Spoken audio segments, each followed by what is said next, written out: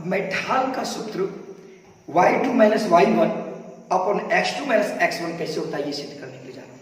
सबसे पहले मैंने एक रेखा ले लिया, ठीक ना, एक रेखा ले लिया, यानी ए ले लेते हैं सी, यानी बी सी तो ले लिए हैं, बी एम ले लेते हैं, एम बी नहीं गया, बी एम ले लेते हैं, एक रेखा बी एम ले ली, ठीक ना, रेखा बी एम ले लिए।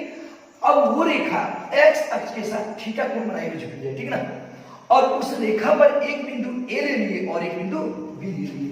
तो ए का नियामक, ए का जो कोऑर्डिनेट मान लीजिए, ए का कोऑर्डिनेट क्या है x1 y1 और बी का जो कोऑर्डिनेट है क्या मान लिए x2 y2। तो जब ए का कोऑर्डिनेट x1 y1 तो डेफिनेट है कि यहां से यहां तक की दूरी होगी x1 और यहां से यहां तक की जो दूरी हो जाएगी वो y1, क्योंकि इसको इंडिकेट किया जाता है। इसलिए जब ये भी एक आयत के रूप में है, इसकी भी दूरी हो जाएगी y1। अब देखिए यहां का जो कोऑर्डिनेट मान लीजिए x2 y2, इसका मतलब यहां से यहां तक की दूरी हो जाएगी x2 और यहां से यहां तक की दूरी क्या हो जाएगी y2। ध्यान रखिए। अब आप देखिए, ध्यान दीजिएगा, मान तो ये ए का नियामक x1 y1, बी का नियामक x2 y2, तो यहां पर देखिए AC समांतर क्या है, AC समांतर OD है कि नहीं, AC समांतर क्या है OD या OL। तो अब ध्यान दीजिएगा OD और AC क्या है समांतर।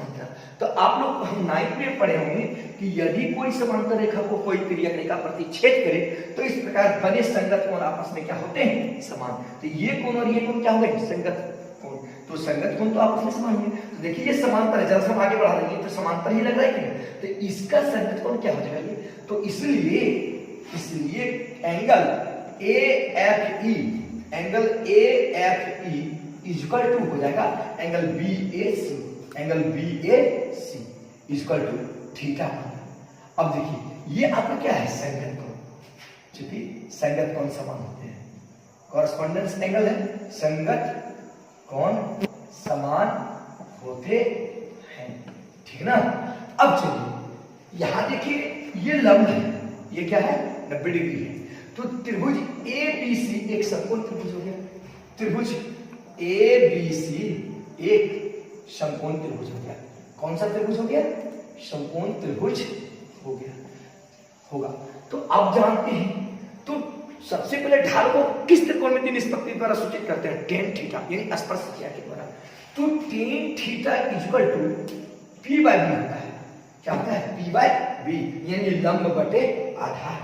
तो देखिए tan थीटा इक्वल टू, तो इस समकोण त्रिभुज में लंब आपका क्या है BC, लंब आपका क्या है BC। क्यों, क्योंकि कोण के सामने वाली भुजा लंब होती है, ये याद रखिएगा, और जिस भुजा पर कोण आश्रित होती है उसे आधार कहते हैं, और समकोण के सामने वाली भुजा कर्ण होती है। तो tan थीटा पर p बाय b, तो लंब आपका क्या हो गया BC, लंब आपका क्या हो गया BC, और आधार तो साफ है कि AC, क्योंकि अभी बताया जिस पर कोण आश्रित रहता है उसको आधार, तो कोण आश्रित किस पर है BC पर। तो अब ये tan थीटा बराबर BC बटे AC।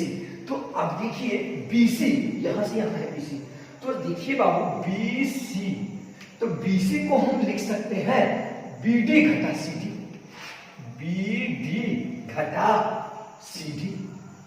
अब देखिए कैसे, आप लोग थोड़ी देर देखिए, जैसे मान लीजिए ये है B, ये है C, ये D है। अब देखिए पूरा है 100, ये पूरा है 100 और ये 60 है, ये 60 है। तो आप क्या कहिएगा, इसको कितना कहिएगा, जब ये पूरा 100 है, 100 मीटर है, ये 60 मीटर है, डिग्री नहीं, ये 40 मीटर है, होगा कि नहीं। तो कैसे 40 मीटर होगा, ये 100 में से 60 को घटाएंगे तभी 40 होगा। उसी तरह हम यहाँ BC निकाल रहे हैं, तो BC जो होगा डिफिनेट है कि पूरा में से CD को निकाल देंगे, उसी तरह से ये पूरा में से हम CD को निकालें तभी 40 होगा। तो अब देखिए इस पूरा में से क्या निकाल रहे हैं CD, तो BC बराबर जो हो गया क्या हो गया बाबू BD। तो BD का मान कितना है, कि BD का मान क्या है y2, क्योंकि यहां से यहां तक की जो दूरी है वो y2, उसका क्या माइनस CD, तो CD का मान कितना है y1, तो BC का वैल्यू हो गया y2 माइनस y1। अब फिर देखिएगा, ध्यान दीजिएगा, अब क्या है AC, नीचे क्या है AC, तो AC बराबर देखिए ये आयत लगा है, रेक्टेंगल AEDC एक आयत लगा है, तो आयत की आमने सामने की भुजा क्या होती है बराबर, तो AC को हम ED के बराबर लिख सकते हैं, AC बराबर ED लिख सकते हैं कि नहीं।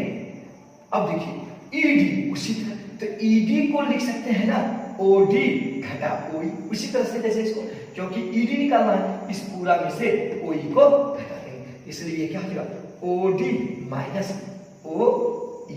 तो अब देखिए एसी इक्वल टू ओडी, तो ओडी का मान कितना है x2, और देखिए ओई का मान कितना है x1।